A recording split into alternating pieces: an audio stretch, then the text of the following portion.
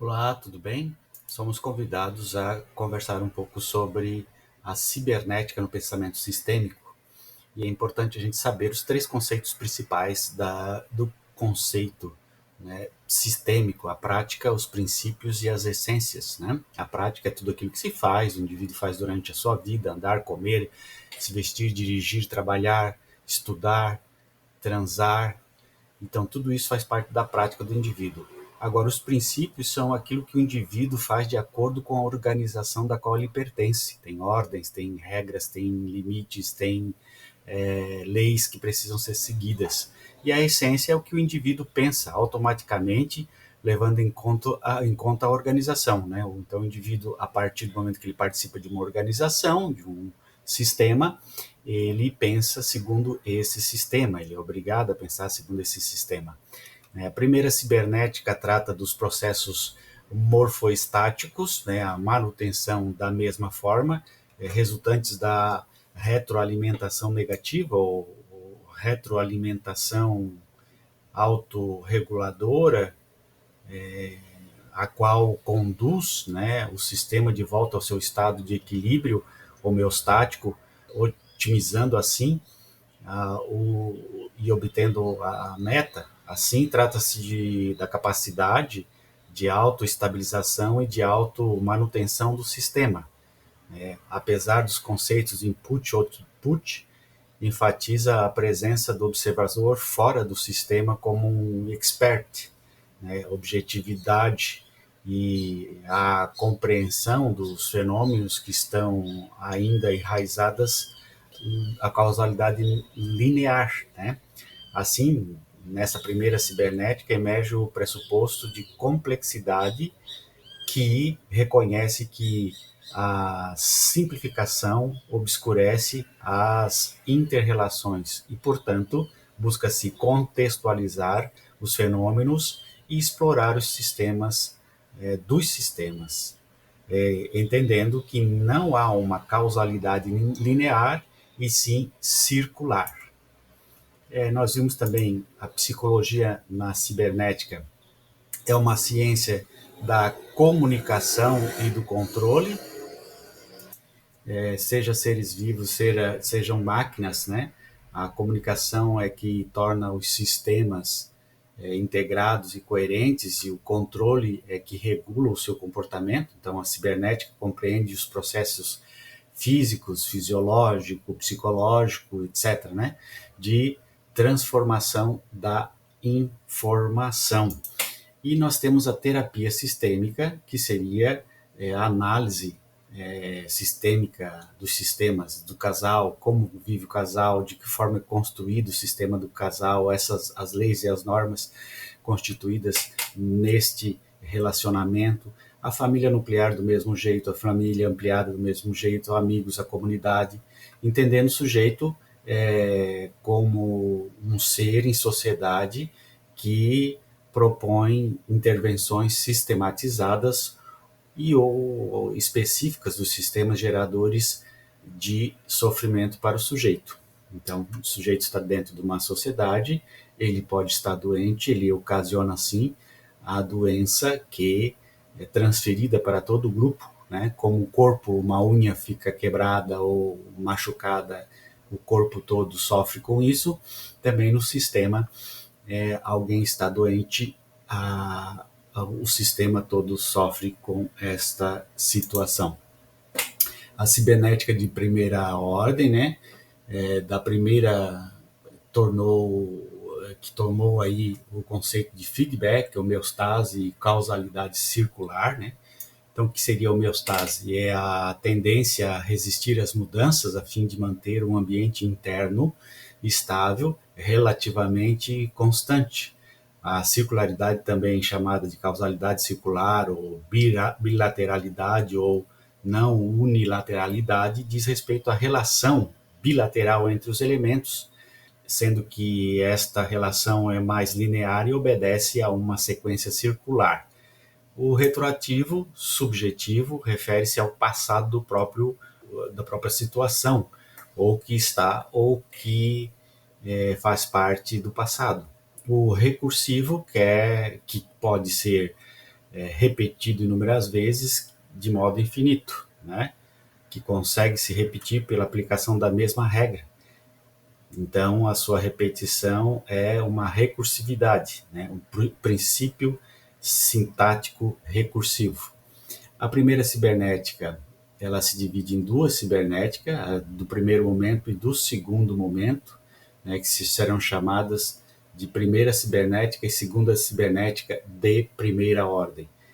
Interesse pela estabilidade, pela estrutura, né, do sistema, como funciona o sistema, quer chegar a uma meta, um propósito que equivale a um equilíbrio, né, um mecanismo de homeostase, em que as estratégias de ação dos sistemas e organismos são para manter a estabilidade do sistema. Então, aqui acontece a necessidade de uma estrutura de um sistema que precisa se manter da mesma forma sempre, de maneira circular. E quando ela se desequilibra, é preciso voltar ao equilíbrio. Então, a primeira cibernética, ela tem essa função de criar estratégias para voltar ao equilíbrio. E a primeira cibernética também, ela se ocupava dos mecanismos, né, e dos processos dos quais os sistemas em geral funcionavam, com o intuito de manter a sua organização, um propósito ou meta cujo alcance era garantido por mecanismo de regulação e controle. Então, há necessidade de uma regulação e de um controle no mecanismo.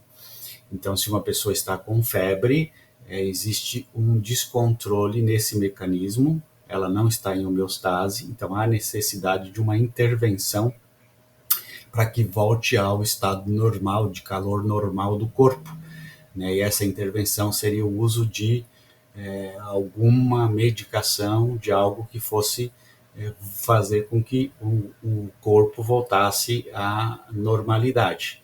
A retroalimentação negativa, um sistema vivo sobrevive mantendo a sua constância, apesar das mudanças do meio, né? Isso se chama-se de morfoestase.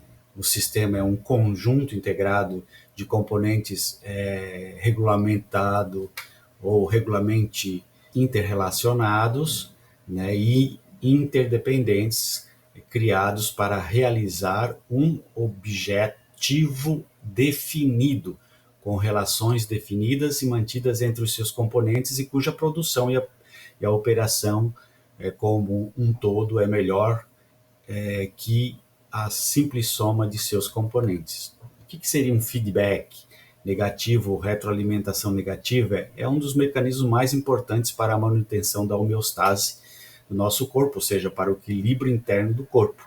Esse mecanismo garante uma mudança contrária em relação à alteração inicial, ou seja, produz respostas que reduzem o estímulo inicial. Retroalimentação ou realimentação, também denominado de feedback, né, cujo significado técnico é retorno da informação ou do processo, o efeito retroativo ou informação que o emissor obtém da relação do receptor à sua mensagem e que serve para avaliar os resultados da transmissão ou até mesmo de uma resposta. A homeostase depende da retroalimentação negativa, então qualquer coisa que interfira no mecanismo de retroalimentação pode e provavelmente irá perturbar a homeostase. No caso do corpo humano, isso pode levar a uma doença, como nós tínhamos visto. Então, a ideia é que algo que modifica o sistema, tira o sistema da homeostase, na primeira cibernética é tido como algo que vai atrapalhar a vivência do sistema. Então, o sistema tem que ser, tem que ter a circularidade sempre ser o mesmo equilíbrio. Então, a família sempre foi desse jeito, e quando sai desse jeito e se torna uma outra forma de ver a família, está quebrando a homeostase. Então, há necessidade de voltar, né, ao sistema antigo, que dava certo. Então, essa é a intenção da primeira cibernética, da cibernética de primeira ordem. O que faz o terapeuta? Ele é diretivo, ele planeja ativamente as estratégias e ações, tem como objetivo definir o problema de forma clara e ampliar as técnicas para eliminação ou redução do problema, se os sintomas são considerados nesta época uma ameaça de equilíbrio, né? Então, sempre que há uma febre, a febre está dizendo que há uma doença, que há a possibilidade de uma doença. Então, a febre é importante para o corpo entender que existe uma doença. Aqui na primeira cibernética, seria como que a febre seria uma ameaça ao equilíbrio e não a doença em si que ocasionou a febre. Então, esse é o erro da primeira cibernética. Os esforços psicoterápicos dirigidos ao membro da família que trazia o sintoma, né, o paciente identificado, podia ser frustrados pelo comportamento de outros membros ou que outros membros poderiam tornar-se perturbados na medida em que o membro em tratamento melhorasse. Então, essa é a questão. Há necessidade de uma doença, de um paciente identificado dentro da família que recebe toda a carga negativa da família. Quando esse paciente começa a melhorar, quando ele começa a transformar a sua identidade, a ser diferente, a lutar pelas suas ideias, a pensar diferente, a tentar um equilíbrio interno, ele pode mexer com toda a família e toda a família se desequilibrar ou algum membro outro da família se desequilibrar. Então, há uma necessidade de manter esse paciente identificado para o equilíbrio da família nessa primeira cibernética.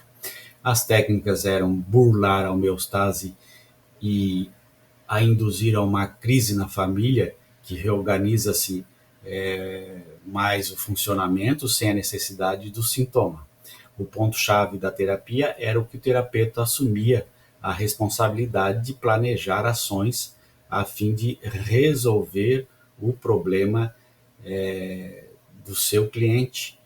A ideia básica é gerar, a partir de intervenções, situações que vençam a homeostase, sua resistência à mudança e empurrar, né, a família a outro padrão de funcionamento que não necessite da presença do sintoma. Então, essa era a ideia da primeira cibernética, né? Burlar a homeostase, era fazer o terapeuta assumir ações, né, para que a família pudesse gerar aí uma intervenção, uma mudança sem ir a fundo no processo de homeostase. Onde está a doença? Não. Temos que eliminar o sintoma, não interessa a doença em si. A segunda cibernética, né, vê o sintoma não é um foco, o sintoma é apenas para identificar que algo não vai bem na família, sendo foco para as relações e não o sistema ou a pessoa que traz o sintoma. Então, não é o que identifica o problema e não o sintoma. O sintoma é importante para que se saiba que a família tenha um problema. A primeira cibernética dizia que não, que tem que eliminar o sintoma. E na segunda cibernética diz que não, que o sintoma é importante para saber onde a família está doente. O paciente agora se torna paciente referido e não paciente identificado, né? A homeostase positiva, não mais a negativa, cuja equilibração leva à permanência ou surgimento do sintoma como forma de mudança, porque se há sintoma tem que se procurar ajuda terapêutica, né? Se há doença se procura o médico, se há sintoma na família de doença psíquica se procura o terapeuta, aumentando assim a possibilidade de mudança de autotransferência. Já a segunda cibernética trata dos processos morfogenéticos, né, a gênese das novas formas, resultantes de retroalimentação positiva ou retroalimentação ou retroação, né, amplificada de desvios, amplificação que pode, se no caso, não produzir a destruição do sistema e se a estrutura do mesmo permitir promover sua transformação levando a um regime de funcionamento. Trata da capacidade de automudança do sistema.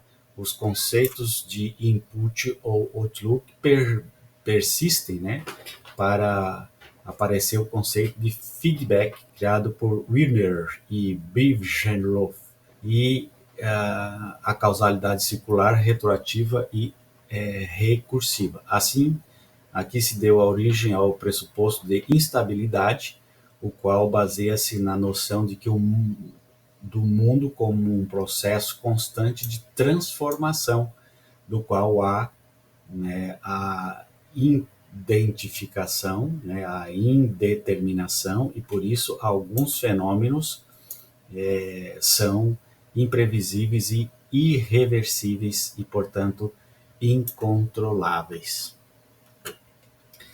Nós podemos também ver na segunda cibernética o sistema tem e adquire ao longo do tempo seus próprios recursos para realizar mudanças, né, possuindo autonomia e uma capacidade de auto-organização. Então, a segunda cibernética implica que o sistema ele mesmo adquire ao longo do tempo os próprios recursos para realizar as próprias mudanças sem a necessidade do terapeuta. A crise, ao invés de ser considerada um perigo, como na primeira cibernética, é vista agora como um processo de mudança e o sistema como surgido no meio dela. A homeostase positiva, né, é o equilíbrio que leva à permanência ou surgimento do sintoma como forma de mudança, porque se há sintoma, há também a necessidade de mudança.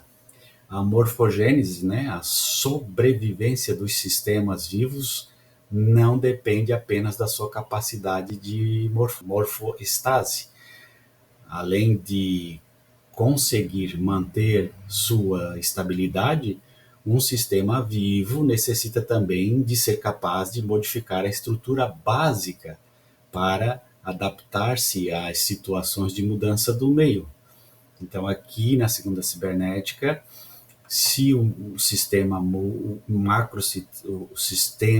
macro muda, há a possibilidade de também mudar o sistema micro. Na primeira cibernética, o sistema podia mudar, mas o microsistema tinha que estar estático.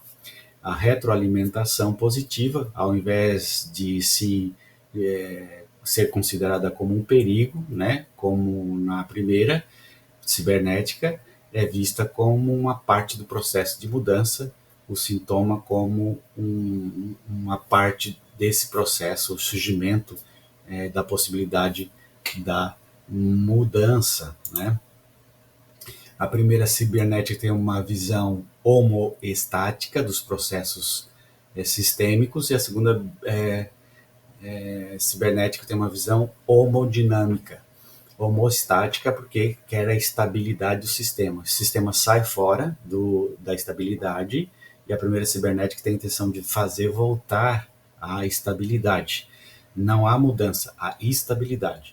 Na segunda cibernética há uma dinâmica que faz com que se muda o sistema, o macrosistema, os sistemas também podem mudar. Então há uma dinâmica neste processo da cibernética, a segunda cibernética.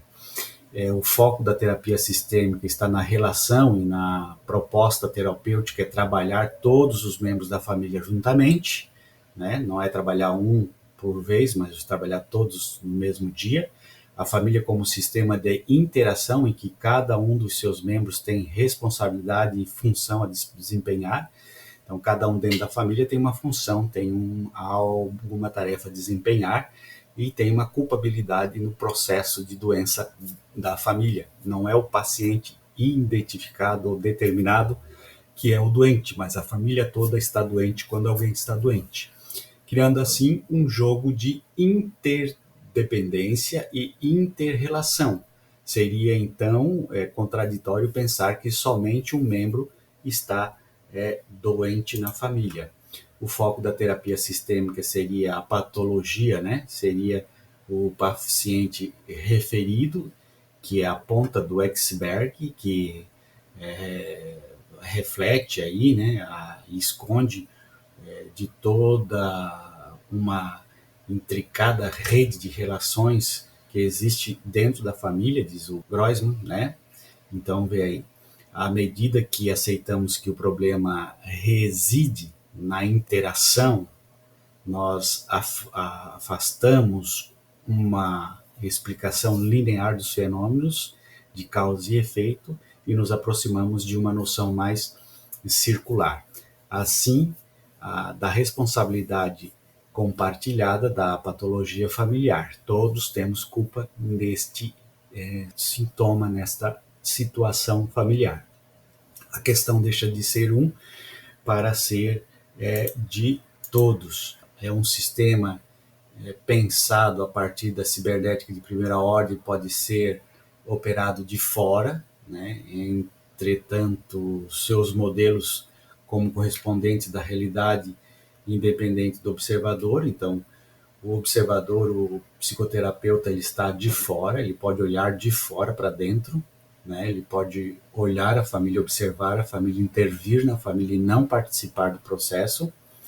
A cibernética de primeira ordem, a não inclusão da ideia de autorreferência, caracterizada pelo postulado da independência entre o observador do sistema e o sistema observado. Isso aqui é importante para a primeira cibernética. E a autorreferência, que seria o observador e o observado participarem da referência, né? Onde o observador faz parte da observação, foi trazida pela cibernética de segunda ordem, né? Então, a cibernética de segunda ordem, também chamada de ciscibernética, ela tem aí apresenta 3 pressupostos importantes, né? Novo paradigmática, que seria a complexidade, né? A instabilidade e a intersubjetividade. Então, a segunda cibernética de segunda ordem está ligada a sistemas, a complexidade, né, está ligada ao sistema, ao ecossistema, a causalidade circular, a recursividade, a contradições e o pensamento complexo. Então aqui está bem difícil de se tratar de uma forma simples, algo que é tão complexo. Então, o sistema, o ecossistema, a causalidade circular, a retroatividade, a recursividade, as contradições, tudo isso torna o sistema muito complexo. O sistema também é instável, está relacionado à desordem, à evolução, à imprevisibilidade, a saltos quantitativos e qualitativos, auto-organização e incontrolabilidade, né? Então, aqui é muito difícil ter uma instabilidade do sistema. E intersubjetividade significa que envolve também o observador, a autorreferência, a significação da experiência, da conversação e co-construção. Então, a cibernética, da cibernética ou cibernética novo paradigmática, tem essas 3 pensamentos importantes, né? Que seria complexidade, estabilidade e subjetividade. Bom, o ecossistema, ele é um sistema utilizado para definir o grupo de seres que habitam um determinado local, né, as relações entre eles e as interações dessa comunidade como ambiente em que vive.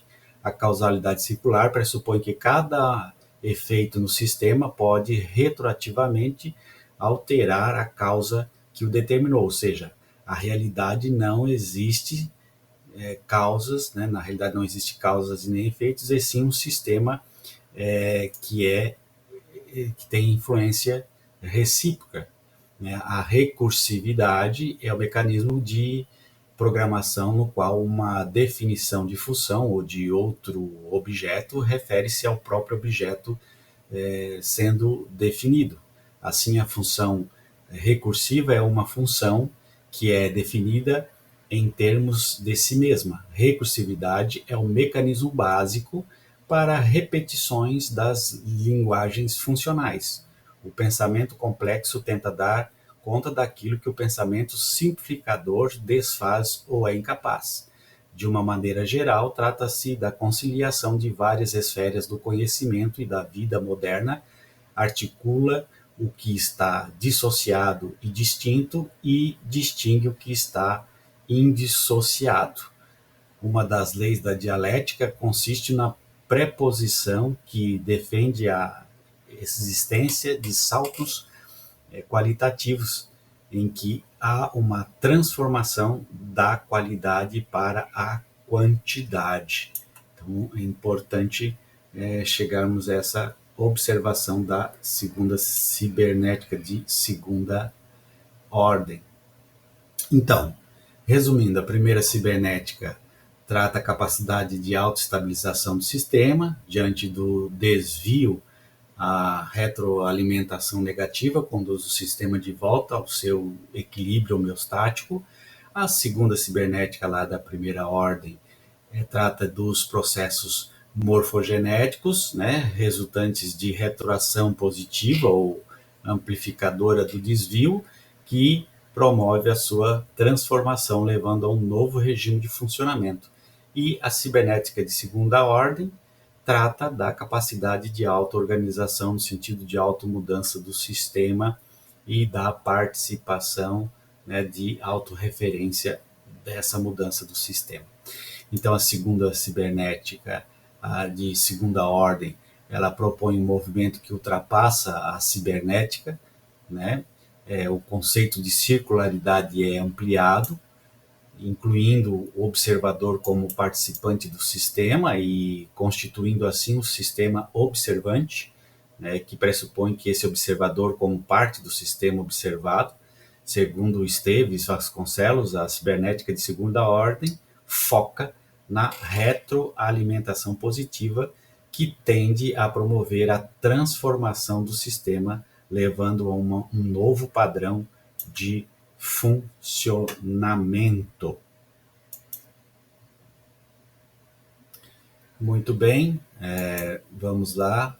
Então aqui a gente passa a entender qual a diferença da primeira cibernética de primeira ordem, que é dividida em primeira cibernética e segunda cibernética, e a cibernética de segunda ordem, como se deve trabalhar a terapia relacional sistêmica. É importante entendermos que a família é um complexo, um sistema que é bastante difícil de lidar por conta da sua complexidade, por conta da sua instabilidade, por conta da subjetividade. Então, tudo isso engloba a nova cibernética, um novo modo de observar o sistema familiar, o sistema de grupo, o sistema de casal, e trabalhar na terapia relacional sistêmica. Um grande abraço, tchau.